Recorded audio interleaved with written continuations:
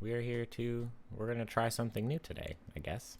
Um, this is gonna be episode number one of something we're hoping to do weekly of Coffee and Crits, where we're just gonna take your guys' questions during the week, answer them, and then we're gonna come on here and talk about our answers, give you guys some advice that we can give, because we've been doing this for a couple of years now. Now, right, Jacob? Yeah, sorry. I had something happen on my computer, but yes. Hey guys, I'm Jacob, and I also find this stuff to be very interesting. And we get a lot of questions about different aspects of role playing games, and I just look forward to maybe sharing some of our knowledge with you guys. Yeah. So yeah, we're just gonna we'll take questions. If you guys have questions, you can send them to us on our Discord. You can send them to us on our Facebook. I think you can just send them to us through Twitch too, if you really want to. Mm-hmm. And if we don't answer your question like in the next episode after you ask the question, it's not because we don't want to answer your question or we don't like you or anything like that. We'll get to it. This episode has a really good theme of like character creation, so we'll probably try and like make some kind of theme out of each episode that we do. So, like, if your question just doesn't fit the theme of the next episode, we'll make it into another episode. So don't fret. Just come back again and keep watching so we can get to your question. Because this week we got three really good questions from some of our people in Hey Brandon, some of our people in Discord who had some questions about how to make quality characters. Yeah, let's see. We got that going on. And we answered these questions separately so we can have like a good discussion about them, about our answers, so they might be a little bit different. So let's just start off with the first question. Jake, what did you have to say about like what's the first thing you think of when making a character? This question came in from Catherine, who is RPG Chick. She plays in a lot of our campaigns. She plays in Tomb and in Descent. And she asked this on our Discord. Yeah. So the first thing I think about when I'm creating a new character is the not the scene, not the scene necessarily, but the setting of the campaign. So I think in order to have a good time playing a character and getting a well developed character within a setting, you look to see what potential things might fit in that setting. So like for Tomb of Annihilation, I play a druid that lived out in the forest, or well, I guess the jungle. But to me, that makes the most sense that a druid would live inside of the jungle, and it's attempting to take care of the things inside of that jungle. That also gives you the ability to possibly be connected to something else that furthers the campaign that you might have knowledge about that someone else doesn't. And so I think that's the first thing I think about is the setting and what characters fit inside of that setting. What about you, Kyle? What did you put down? Yeah, I totally agree with all that. I have a lot of that for our second question too, like agreeing with what you just said. For this one, like when I'm first creating a character, the first thing I always think of is like the backstory, like what kind of character do I want to play, and the setting usually has a lot of influence on what that character will be. But like I want to I'll stop and be like, do I want to play a snarky, sassy character in this campaign? Do I want to play a righteous kind of an asshole in this campaign? Like I think about that, and then I like put some kind of backstory to like how I want his attitude or her attitude or whoever's attitude to be. And then usually once I think of like what kind of personality I want them to have, I usually try to relate it to some kind of character in like pop culture. I mean, I steal things all the time. Everybody should just steal things when you're creating a character. So if I'm making a righteous paladin who is super into their oath and what they're doing, I'll look for those kind of characters in pop culture, like Obi-Wan Kenobi, stuff like that. And I'll be like, okay, so what are their personalities? What do they do? How do they act? And I'll weave all that into my character. Because that stuff really helps. Yeah, I think to further that point, Until you really start getting used to making characters, that's a really great idea, looking and drawing inspiration from others. Hmm. Um, I know when I was making my one of my first characters, a lot of the people that play with us know that I like to play thieves. Um, the Nah, first really, really. the You've never done that before. the first one I made was a halfling thief, which um, I drew a lot of my inspiration though from um, Bilbo Baggins because Like from The Hobbit. yeah, from The Hobbit, because he was good at sneaking around and getting things and getting in and out of situations that most people could not, and I really liked that about him. So that kind of shaped how I wanted my character to act. Um, on top of it plays a bit into the backstory, which we'll get into later. Um, but yeah, that's I think that drawing from other characters is super important Hmm. because I think after that point you start realizing there are like after you've built characters and played them and stuff over time, um, you can you can see that there are like patterns, I guess you could say, a bit of like Hmm. what kind of characters and stuff fit. And so then after that point, I immediately just start trying to find things I haven't tried yet. Yeah, we were even talking about in our Discord how we always make characters that kind of fit each other. Um, like a lot of my characters are the same with each other, and a lot of Jake's characters are the same and stuff like that. Um, but yeah, that just taking things from things that you like is the easiest way to come up with a new character idea. When I made Iki in our Divine Intervention campaign, I wanted him to have this really like weird, nervous personality, and so I just started looking at what kind of characters that I liked were like that, and the biggest one that I actually drew from was C-3PO in Star Wars. I can totally see that. Right? Yeah. So like he just had like this really like nervous, always anxious type of personality where every time something happened, he was like, "Oh God, should we really be a? Can we not do that?" So yeah, just kind of you just kind of take stuff like that. Yeah, I think, and then obviously, like, there's also a time and place to make characters that don't need to be these super progressive character, like progressive characters in a sense that they're like for one shot. Your one shot characters are gonna, I think, be different always than what you typically would play Oh in a yeah, because long lasting one campaign. shots are the time to make those ridiculous characters that you never get to play. Exactly. If you want to see a prime example of that, go ahead and watch our Dungeon World thing that we did the other night. That's That's a that's that's a interesting. wild one. Yeah. Let's see other things that I when I'm making a new character. I think another thing is I try to um I immediately go to the stat block sometimes too. Yeah, definitely. Like that was my next point. Was like once you figure out your backstory and how you want your character to act, and maybe find a couple of people that you can take like examples from, take parts of their character and put them into your character. The next thing I usually do is go straight to like the class and be like, what class fits this personality? You know what I Mhm. mean? That was my Yeah. next thing.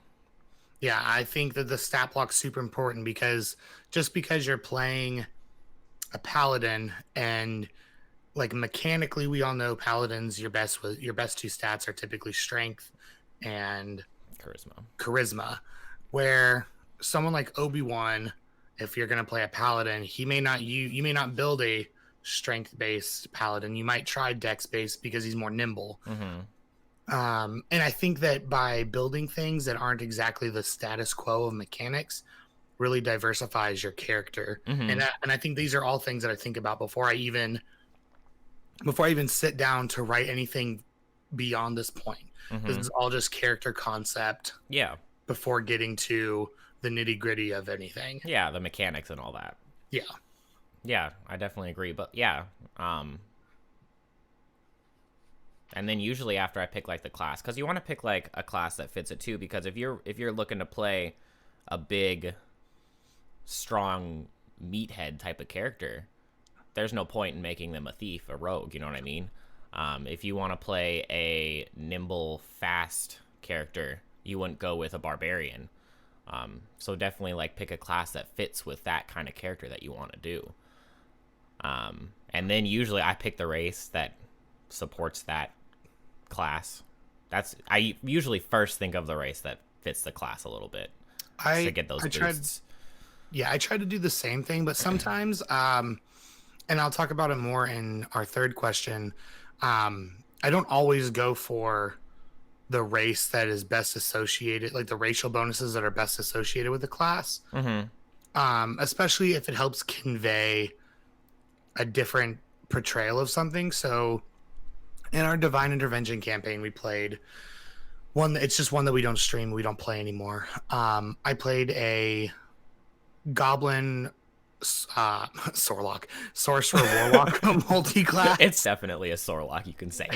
And but for my concept of him, I didn't want him to just be this like, oh, I'm crazy for power and I need this and I need that. And I wanted him to be a bit obsessed with power, but I wanted it to come from someone that isn't just like this misguided like human per se. I didn't want that. I wanted, when someone sees a goblin with a bunch of magical powers, I want them to already be like, this guy's crazy. Yeah. And I wanted that portrayal. And so instead of playing, sorcerers are based off of charisma, and goblins don't get any charisma, but goblins are ugly. And I wanted that sense of this man is crazy because he's ugly and has lots of power. But I'll talk about that more like in the third point, because I think that helps too. But yeah, I have a lot of that for the third point too with Toto. Right. Yeah, exactly. Yeah. So yeah, do we want to move on to our second question here? Yeah, we can move on. Yeah, that sounds good to me. Our next one came in from Brandon, who is Sith Iron Fist. He plays in our Star Wars campaign. No, this one isn't from him. This one's from Jasmine. This one's from Jasmine. This one is from Jasmine. People on our Discord. Yeah, she's on our Discord. She played in our Divine Intervention campaign before we started streaming a lot, and she asked, "How do you come up with a compelling backstory for your character?" Did you want me to start this one? Yeah, go ahead. Okay. So when I'm making a backstory, and this kind of goes hand in hand with the first question, when you're drawing from those people or those characters that you already love, you can kind of see like how your character fits into the setting.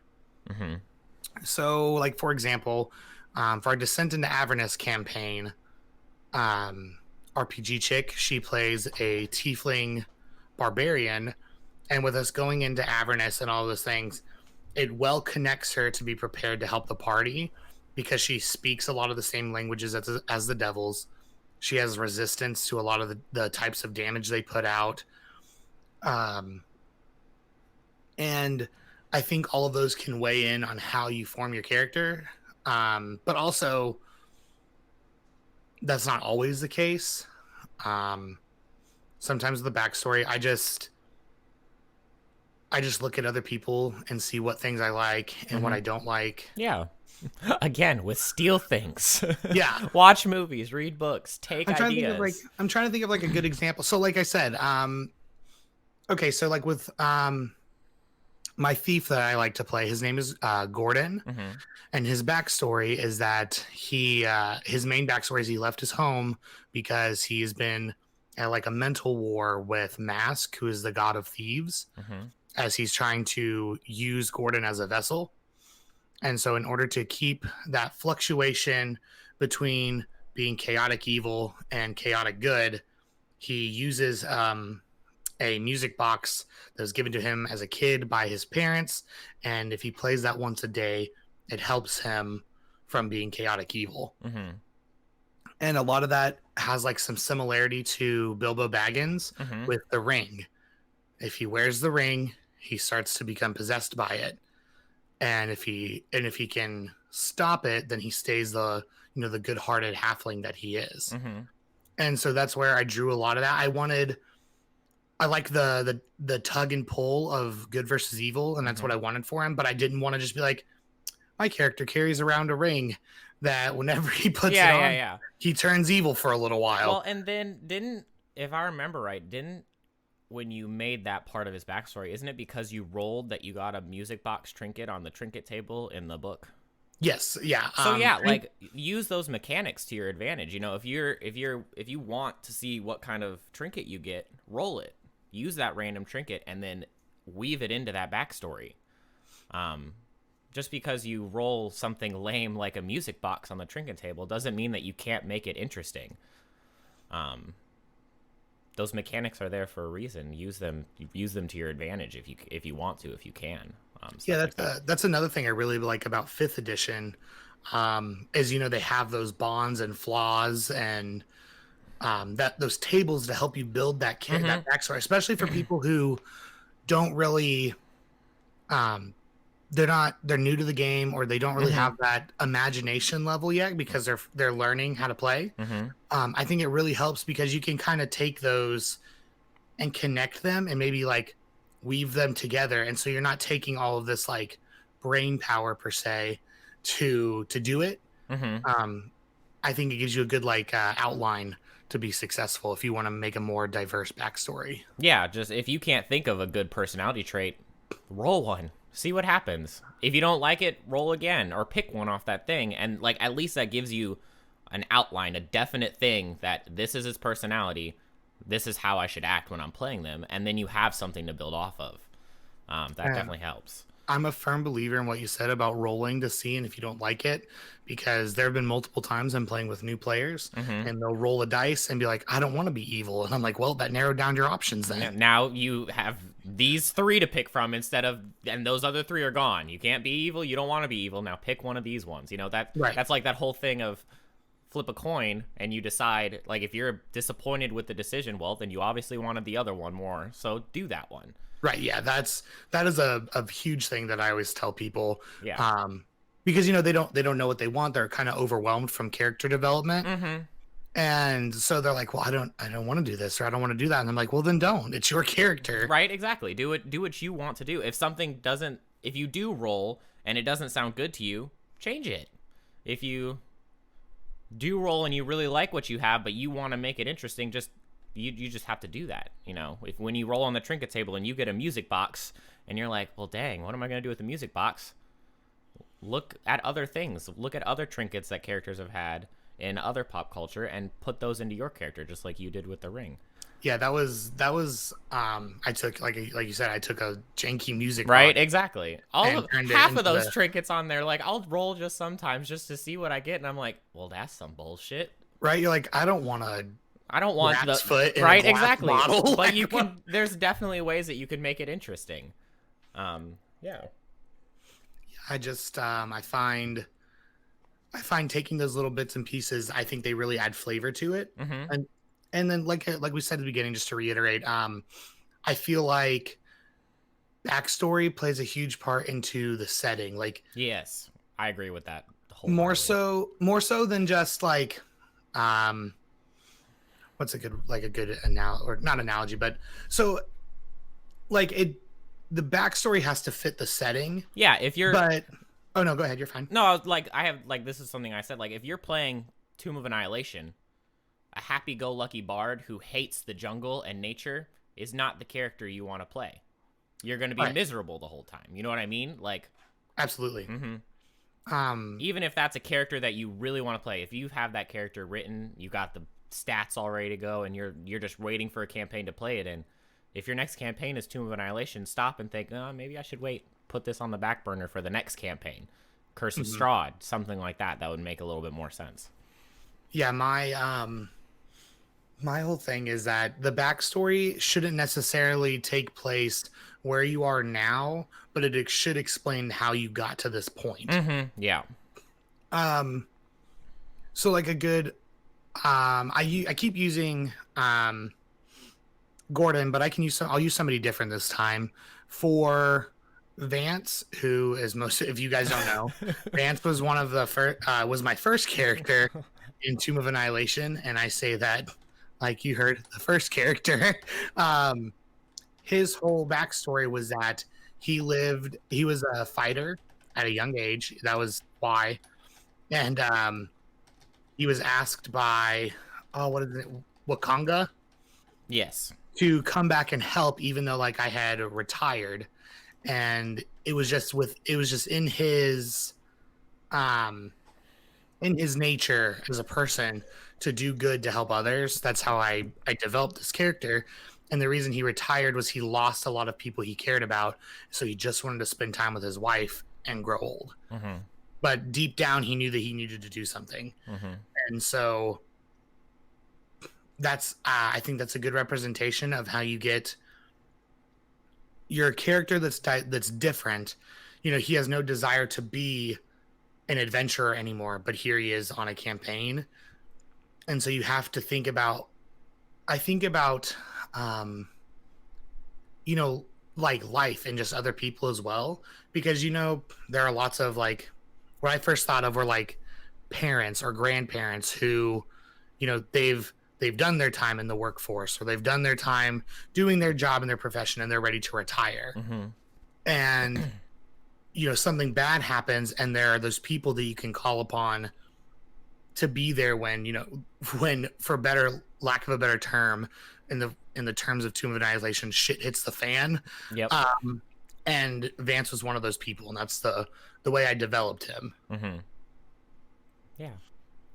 Another thing that I always like to think about, and I think a lot of people don't think about and should try to a little bit more, is when you're making your character, look at your stats. Stats can play and make backstories so good.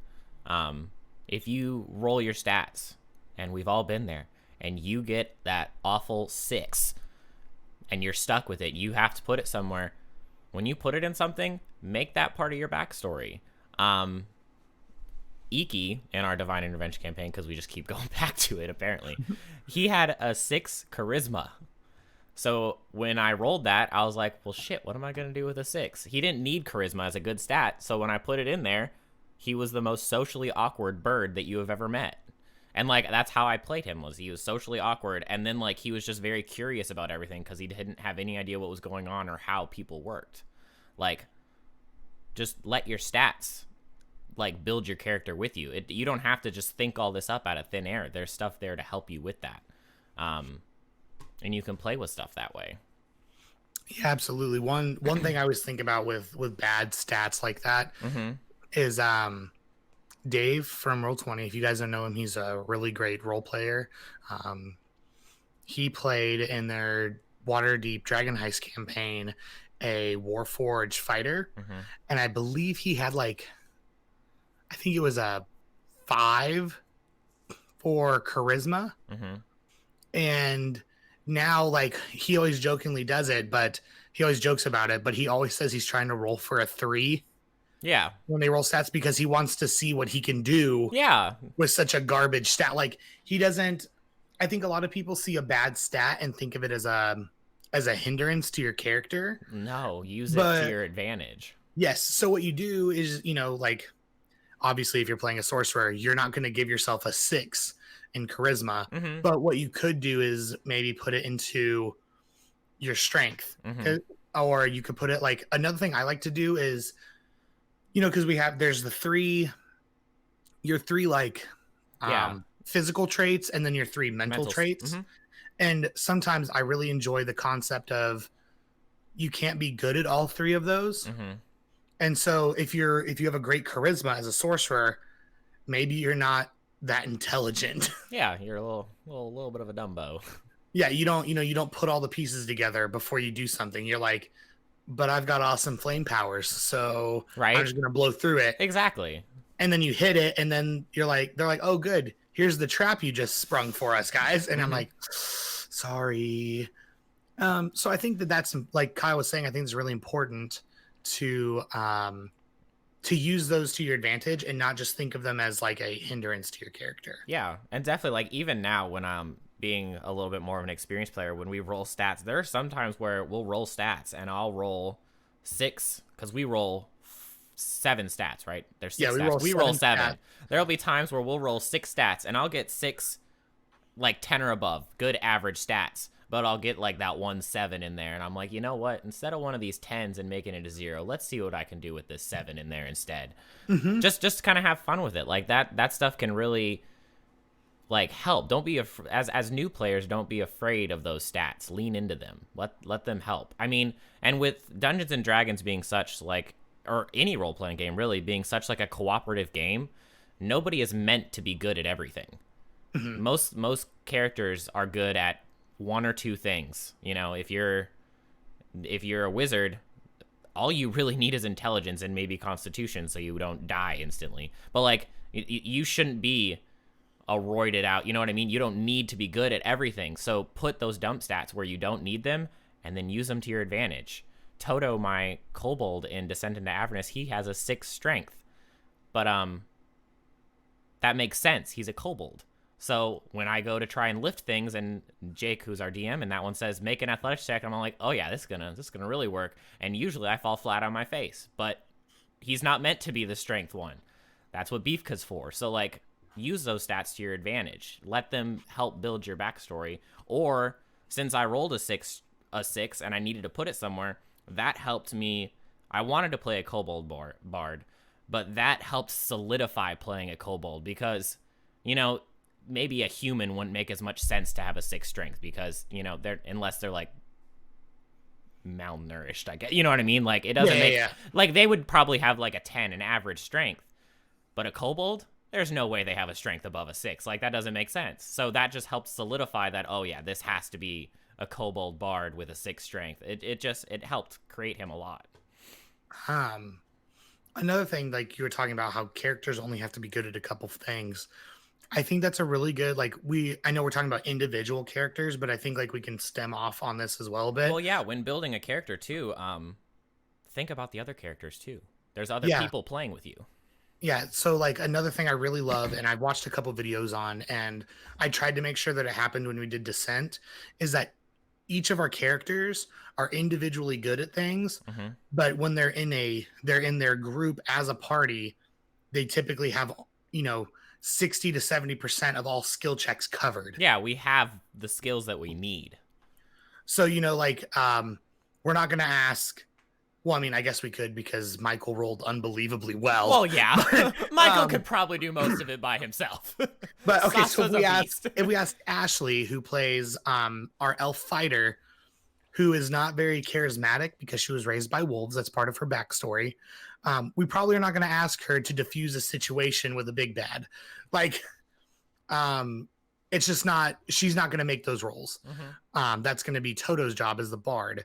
Or you're not going to ask Zatsa to go toe to toe with a champion in the first layer of hell in a fist fight, you know, or ask them to do, you know, jump across like a puzzle where they have to jump 10 to 20 feet at a time.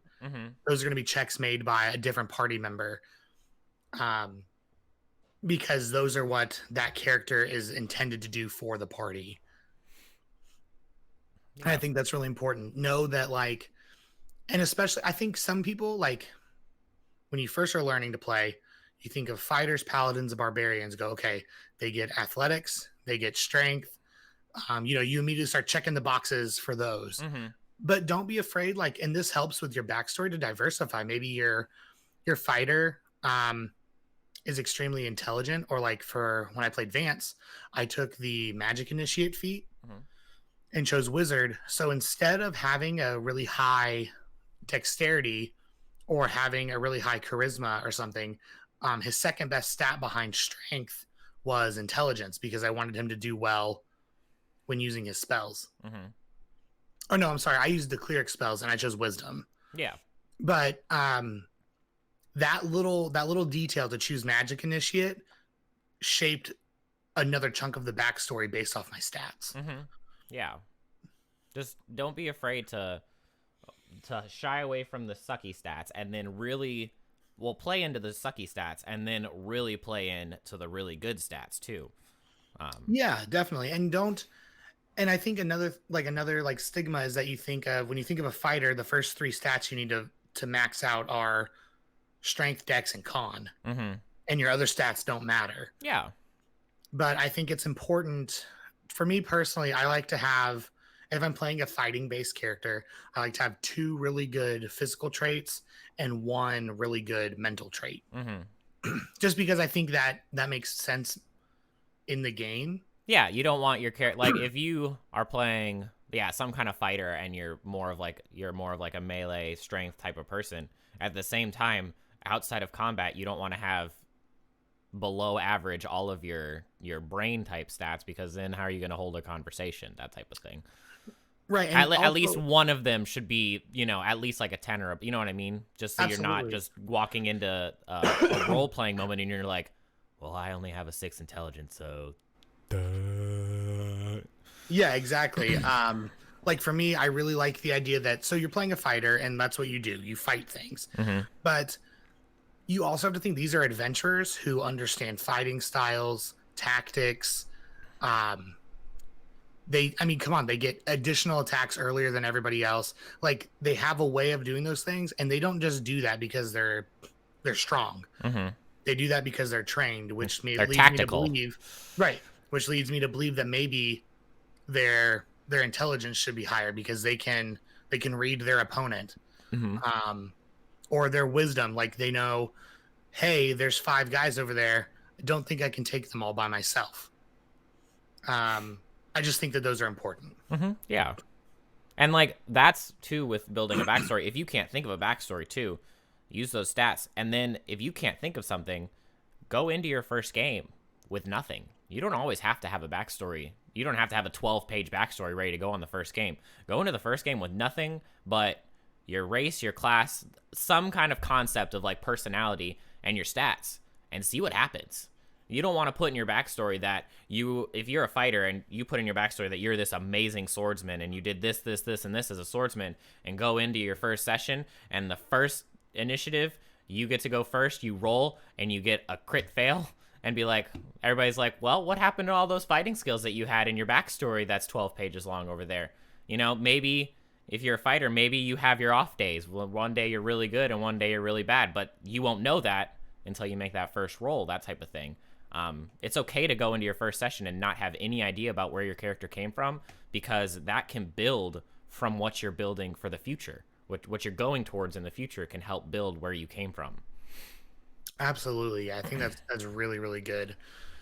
So I think to recap before we move to our third question is that to come up with a backstory, lean into your bad stats, enjoy the good stats you have, Mm-hmm. use the mechanics that are given to you in your whatever handbook you're using to build your character, and also lean in on those notable characters that you love in movies and in books Mm-hmm. and things of that nature. Yeah, definitely. Um, and then I guess if you want to kick off, we can kick off the third question, and then it looks like we have an additional question Yeah, to maybe talk to from Sith Iron Fist. so he actually put in this question that we're about to do, and it says, how do you create really diverse characters? How do you stem from your own personality and play each one different? And then yeah, so I think for me, what I do is, um, this one was a bit tougher for me. I had to really think about it because Mm-hmm. it's really easy to say, well, I just picked a character and that's what I did.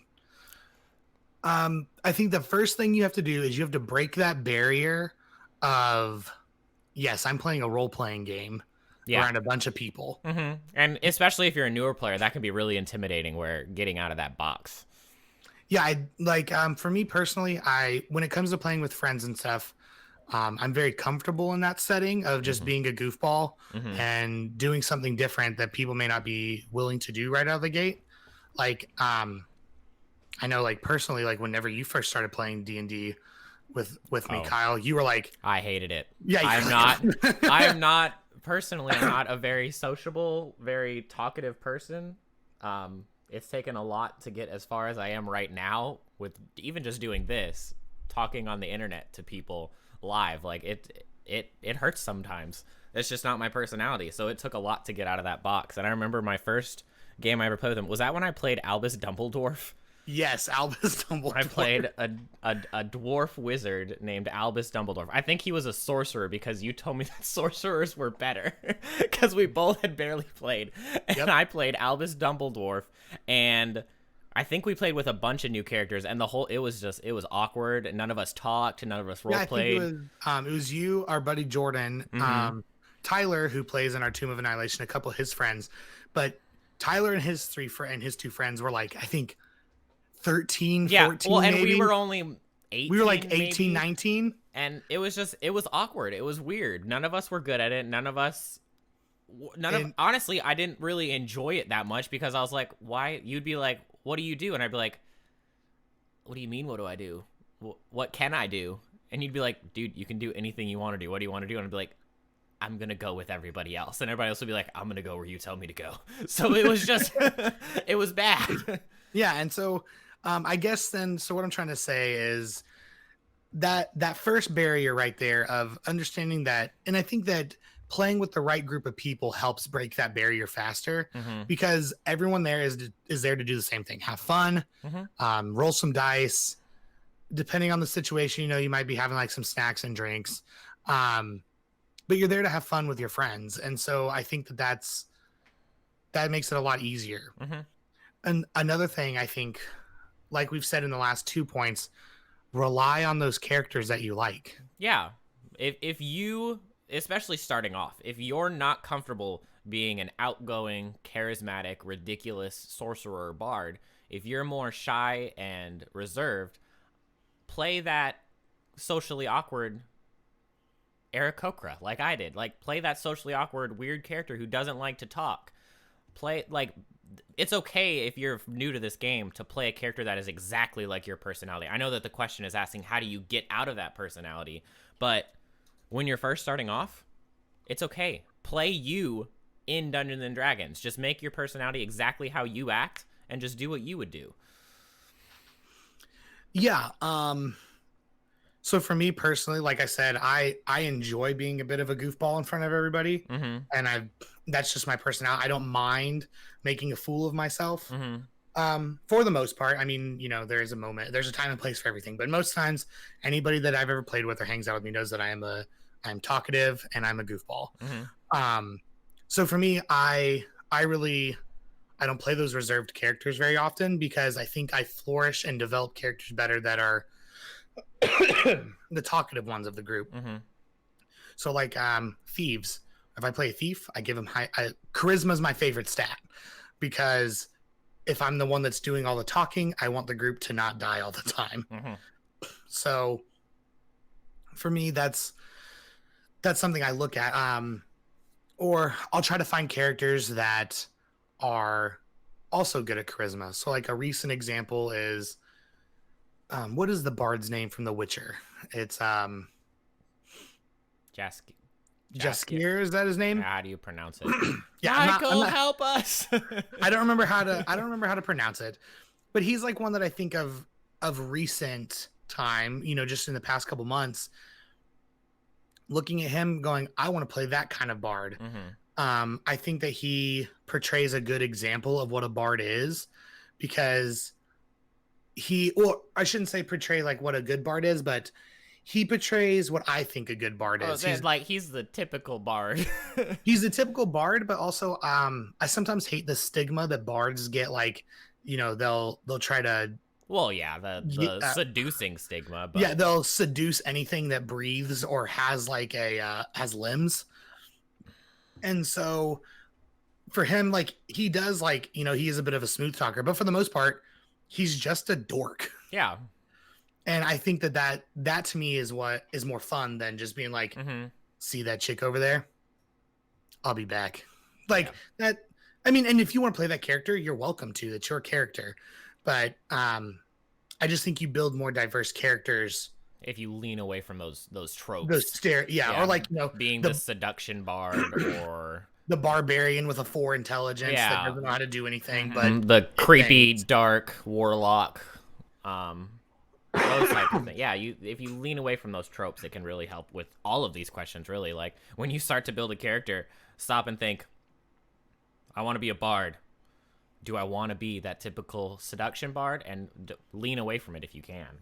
That makes characters much more interesting. Because everybody's seen those characters before. And so then I guess getting away from, so the next part of the question, how do you create a really diverse character, was the first part. And we're suggesting, look at those people that you already like. Mm-hmm. And so the next part is how to stem from your own personality and playing each one different. Mm-hmm.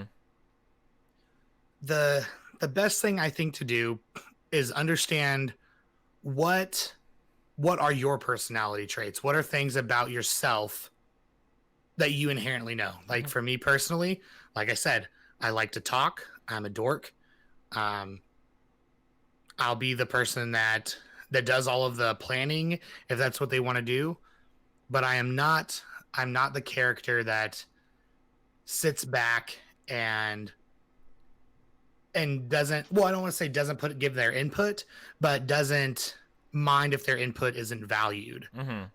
Um and so if I choose to play a character like that, I really have to think about it before I do it. So like playing Vance, I only played him for a little bit, but his his mentality was it's my way or the highway. And when the party didn't agree with what I had to say, um, he just you have to dig your heels into what that character is. So like maybe for the rest of the session, he's a bit more of an ass to Hmm. the other characters than usual, Hmm. or he's more passive aggressive. Hmm. I'm trying to think of some other really great examples. What else? Oh, I mean, if you guys watch Dungeon World, I played Muer Pepino.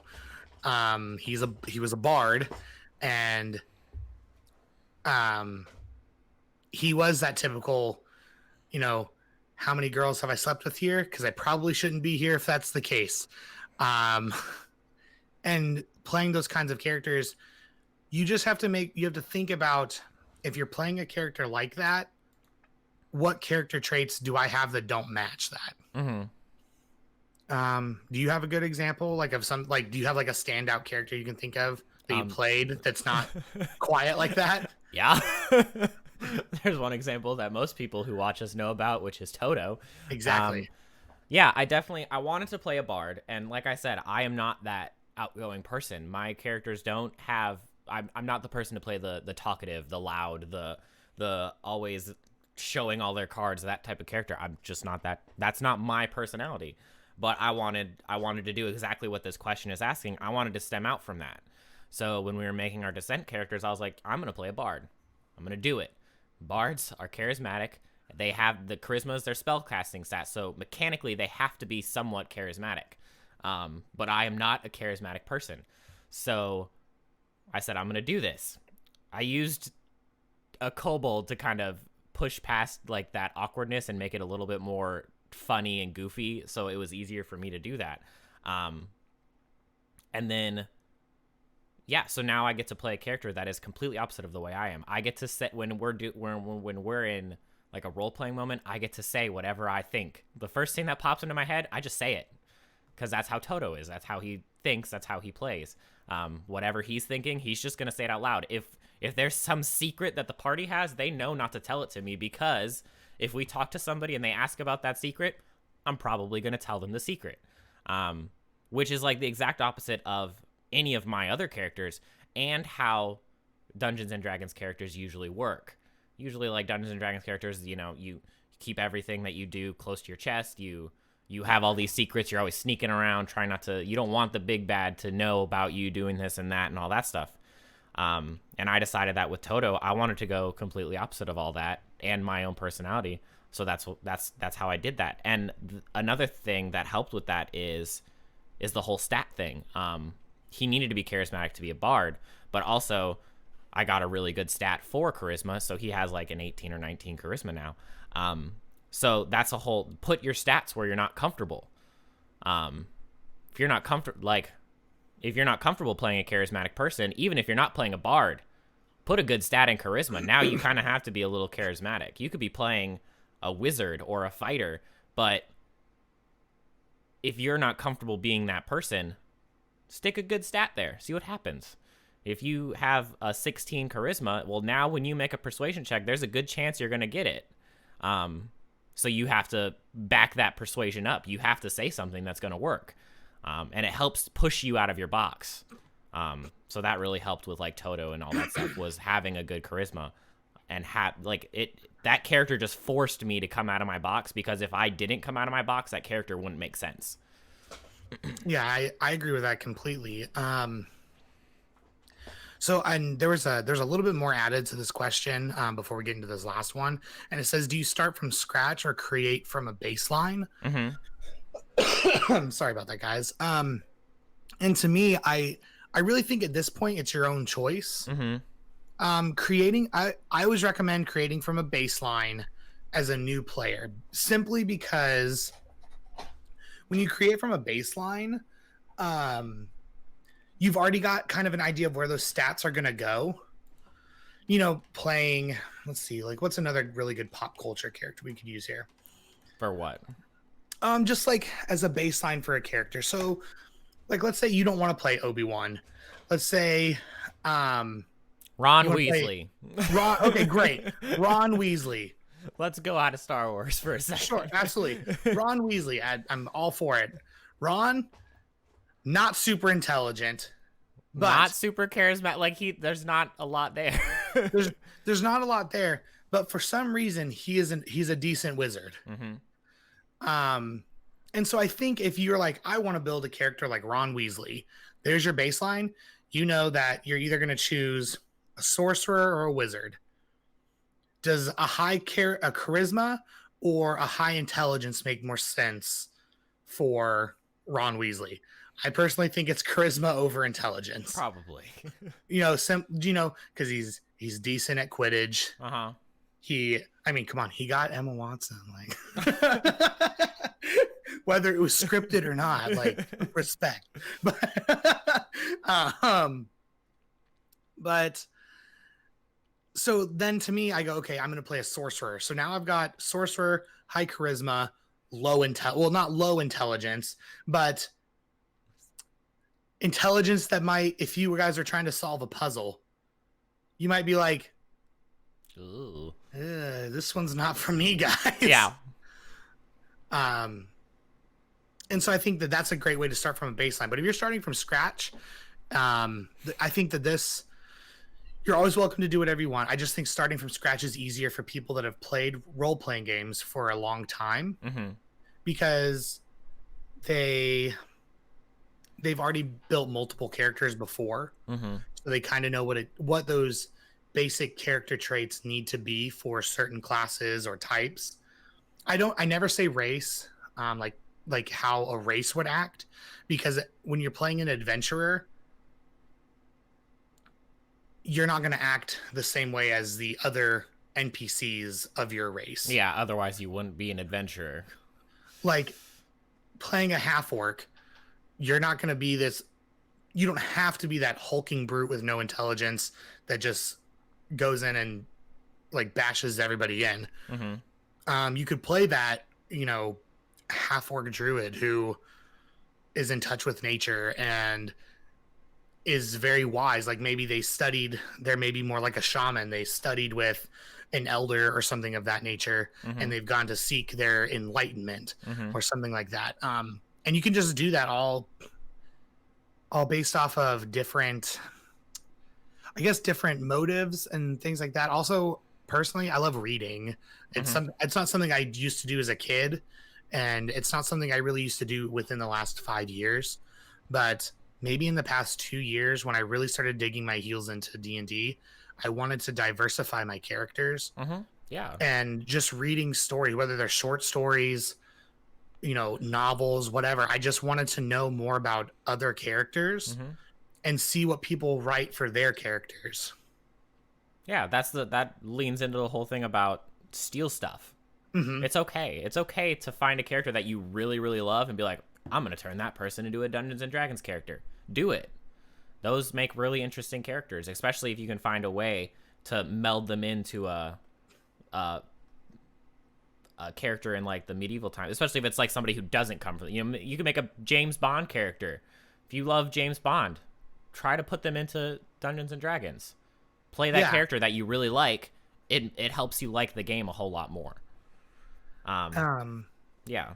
I think that if you're done with that, I think that really summarizes everything on that third question. Yeah, definitely. Well, and then the other thing I wanted to say is if you are having trouble stemming from your personality, especially if you're like a newer player or something like that, and you just can't get out of that box, think about if you were a Dungeons and Dragons player, what traits of yours would be better put those traits, make them better. Like if you're super smart, have a high intelligence, and then just turn that knob up to 10, and just take your traits and exemplify them, enhance them, and then it'll still be you, but it'll help you get a little bit out of that box because you're pushing your traits as high as you can go, and it helps you get out of that box a little bit. Even if it's still very familiar, it's just different enough to where your next character, you can stop and be like, I'm going to play that charismatic, ridiculous character that I wanted to play, but I didn't have the personality for it.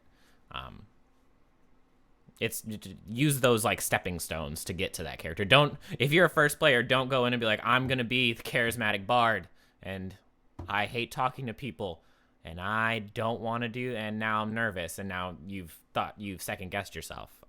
It's okay to do that. It's okay to play you as a Dungeons and Dragons character.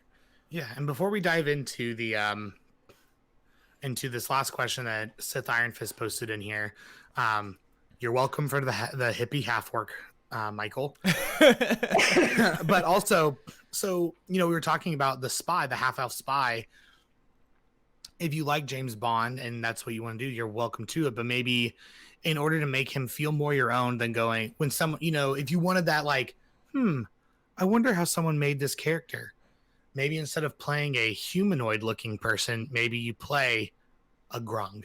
Yes. Or you play a kobold. Yes. Oh my God. Grung James Bond. Oh, right. Exactly. That's my next character. I think that, yeah, absolutely, Michael. If you're new, have your DM help make your character. Yeah, 100%. Because or 9 times anybody out of help your make 10, your character. Somebody who's played before, just ask them for help. I say because 9 times out of 10, if you stepped up to the mantle of playing DM or being the DM, you probably have a good understanding of the knowledge, like of the mechanics of the game, and so they can really help.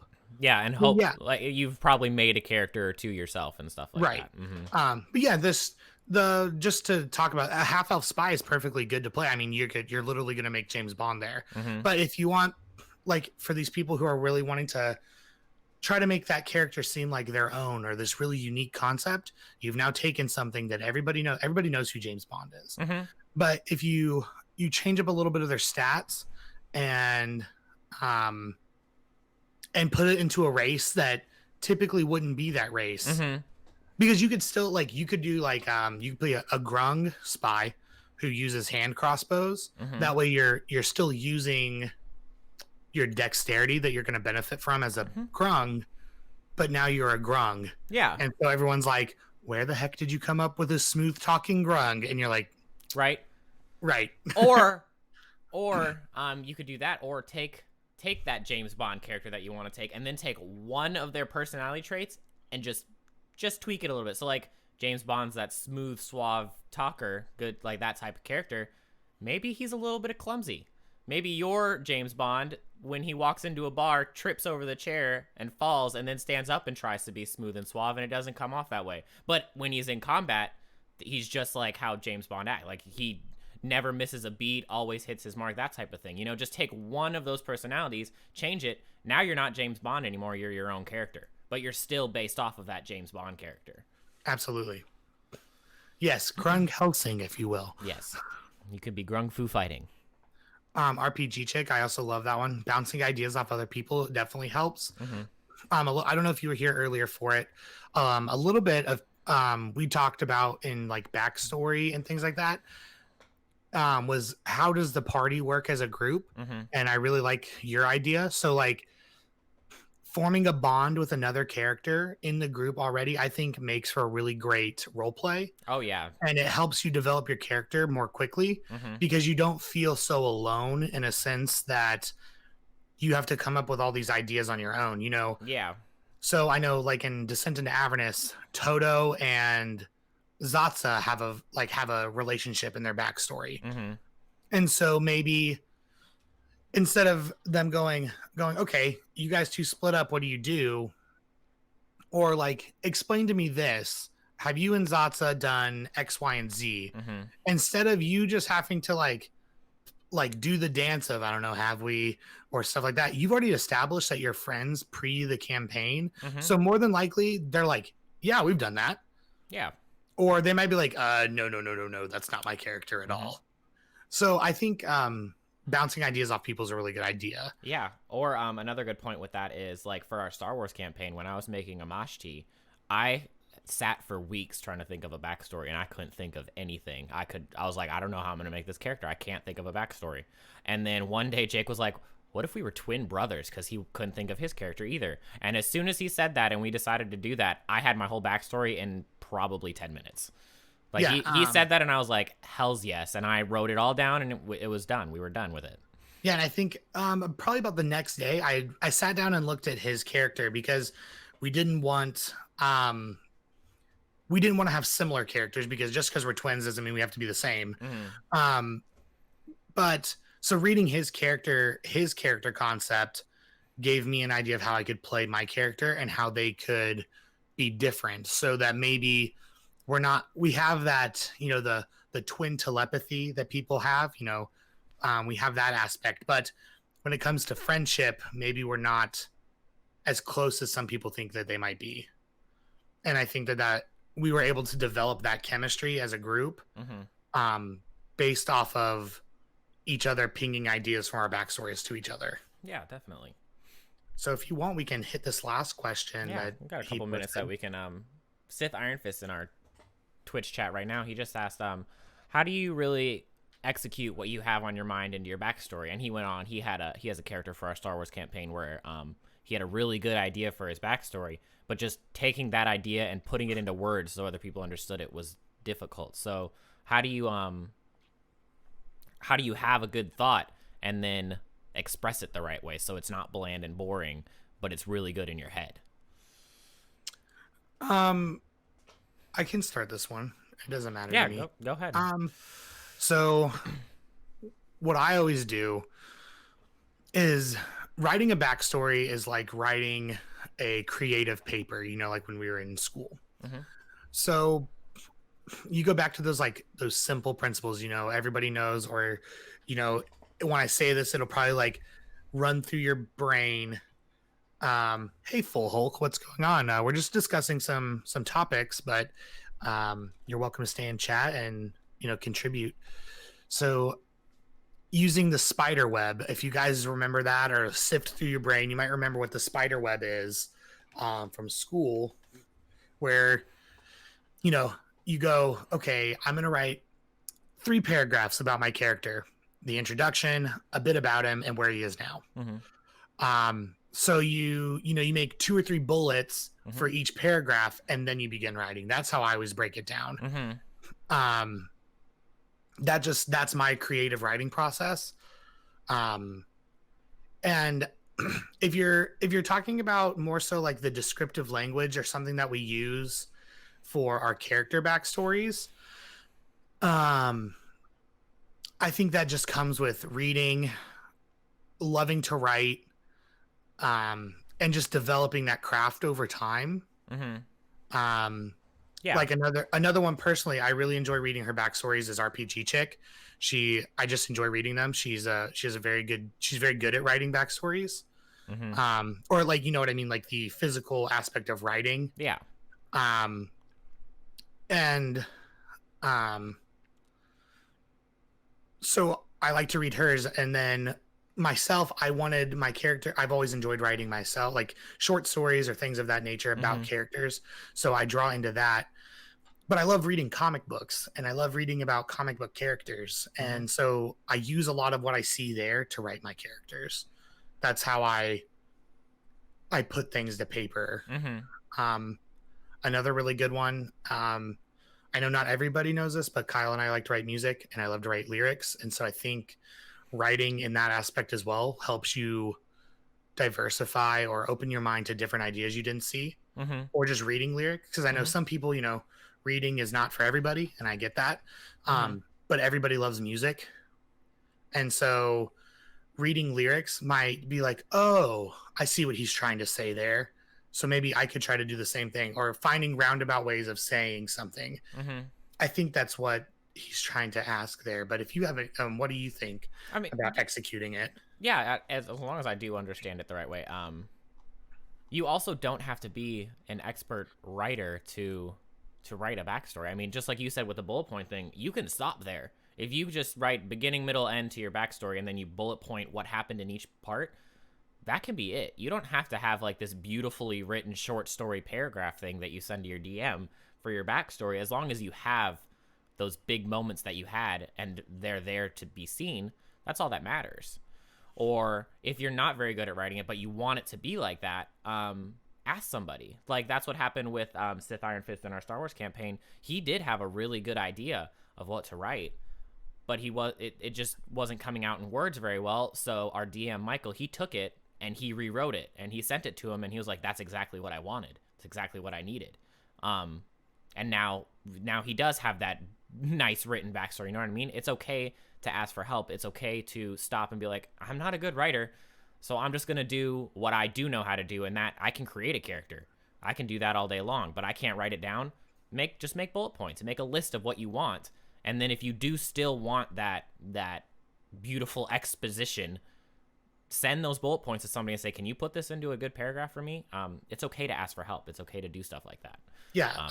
It's not something to be embarrassed about. No, not everybody is a great writer. Not everybody. I mean, you're just not good at it. I mean, it's okay. Not everything is going to be in your wheelhouse. There are things, that you're just not going to be able to do. Or if you do have an idea in your head, record like a voice memo or something of it and send that to your DM. If you're not good at writing, if you don't want to write it, just talk. Call your DM and tell them what you want to do, that type of thing.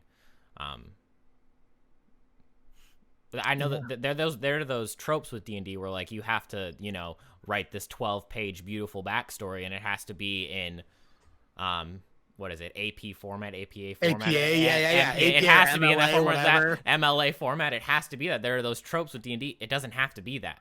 If you're not good at writing, say, "Hey man, can I call you? Can I tell you my backstory over the phone? Can I send you this voice message of my backstory?" Because 9 times out of 10, unless you have a real shit DM, and then we have a whole nother talk that we need to have if you do, they're going to say yes. They're going to be like, "Totally, dude. Send me that backstory. Call me real quick. I'll write it down. I'll record the phone call, and I'll definitely put that into, they'll use it in their campaign or whatever." Yeah, I think those are really good. Yes. Durgo, big and strong, wants revenge. Yes. Solid. So RPG Chick, your question with, she says, "I always had race-wise, why is human always assumed as the other half of races, such as half-orc, half-elf, or tiefling? Have you ever strayed from the assumption and played a character that was half of a different race?" So there's a couple different things to tackle with this question. In the sense of half-orcs and half-elves, the reason that it's most commonly assumed that it's a halfling, Jesus. Yeah. Now I want a halfling, half-orc, halfling. I don't even know what that is. Is that a half-orc? It is because humans in Forgotten Realms, from my understanding, are significantly more in abundance than any other race. So that is the way that they've been written. A half orcling, that's disgusting. A half orcling. So that's why they go there. And I think the tiefling, so a lot of new players and people that have get this idea that tieflings are half human, half demon. That's not true. It's that tieflings are just born out of a human.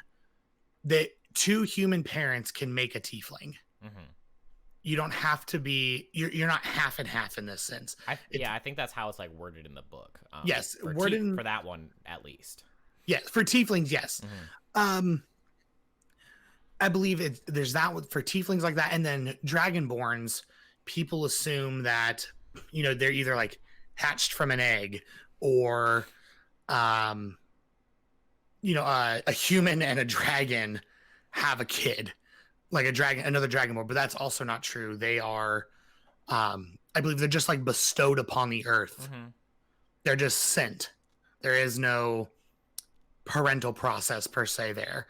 But if you wanted to do maybe a half orc, half dwarf, or a half elf, half dwarf.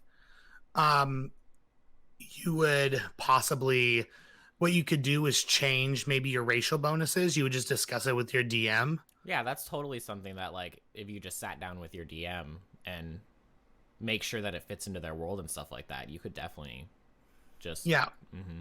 Or like, let's think, what are some other races you could like? Let's say you had, you're the offspring of like a gnome and a halfling. Um, maybe instead of getting +2 to intelligence, and what don't they get a +1 to something as well? Gnomes. Gnomes get a +2 to intelligence, and then it depends on their subrace what they get the other one to. Gotcha. So like that, and then for halflings, you get +2 to Dex, and then either +1 to Charisma or +1 to Con, I believe, if you're a stout halfling. Mm-hmm. So maybe instead you get a +1 to Dex and a +1 to Intelligence. Mm-hmm. You lose the ability to have that subclass of one or the other, but by doing that, you've broken off the +2 into 2+1s. I think that makes sense mechanically if that's what you were going for. Yeah, that's definitely that's a really good question, but that's one that like that one will help a lot more like in context if that's a character you want to play and you're starting up a campaign, especially if it's like a homebrew or something, to just ask your DM if that character can fit into the world, and then probably have to change a couple of mechanics on it or something like that. Yeah, absolutely. And then Because I think that's just how like D&D was built, like with those mechanics, like they were built based off of them being, if they are a half that does mix with something else, I don't know why, but they always did just mix them with humans, I think it's because humans are in such an like the abundance in comparison. like the universal race. Yes, like I want to say it's like in Forgotten Realms, like 50% of all sentient beings are humans. Mm-hmm. So not mechanically, but like on a statistical level or whatever, if you were to meet a half orc, more than likely it is a human and an orc Yeah. versus any other race. Yeah. And I believe another thing was, and this could have just been like something I read like in an article, so there's no, it's not like an official statement, but from what it else might be is that other races don't breed with other races like humans do. Mm-hmm. Or so like, yeah, so he does that, or it doesn't work. Mm-hmm. Like Yeah. scientifically, Yeah. it doesn't work. And so, yeah, exactly. RPG check. I'm sure that there are other mixes of races. It's just that when you're isolating it as a single character, they Mm-hmm. have to pick a race Mm-hmm. or to be the other half. Mm-hmm. And probably mechanically and lore wise, it would make the most sense if it was a human. Yeah. Or yeah, definitely what Darth Brennan was saying. Make sure you ask your DM before doing stuff like this too. Make sure that it fits, especially if they're doing like a homebrew world. Just to make sure that you're not completely destroying their universe with this idea that you have before you get so set on the idea. I don't know if you could have a dwarf and a human mix. It might just be a dire dwarf. That's what humans are. They're just dire halflings. Exactly, yeah. But yeah, I think those questions are all really great, and yeah, we're meeting our.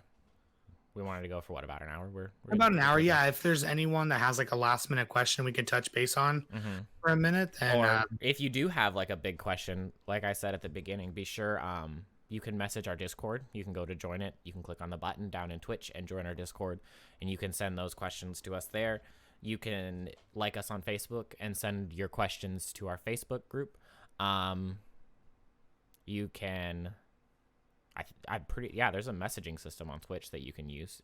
Yeah, you could just send us a message on Twitch. Yeah, just however you want to give them to us. Send us your questions, and we'll be sure to add them into at least one of these. We're hoping to do one every week. So yeah, absolutely. And you'll be able, if you weren't able to find this one today, it'll be on YouTube at some point within the next couple of days. And if you guys liked it, then we definitely want to keep doing it. So just let us know. Yeah. So we'll do some shout outs, say goodbye. So for a group, follow us at Saving Throws HQ. That's where we're going to stream this on, is on Saving Throws. Be sure to follow us on there. Subscribe to us on Twitch and YouTube so you don't miss anything. We have 3 campaigns going right now. We have Tomb, Descent, and Star Wars. Yeah. And we have, I think, 3 more in the works coming up soon. So be sure to do that so you don't miss any of that stuff. And if you'd like to play with us, we're looking for a couple players. Add us in our Discord, and we will get you set up. It might be fun to do. Yes, definitely. Yeah, if you go to our Discord, there's a couple that are open. There's a looking for player channel you can go on and take a look at all of them. Jake, who are you?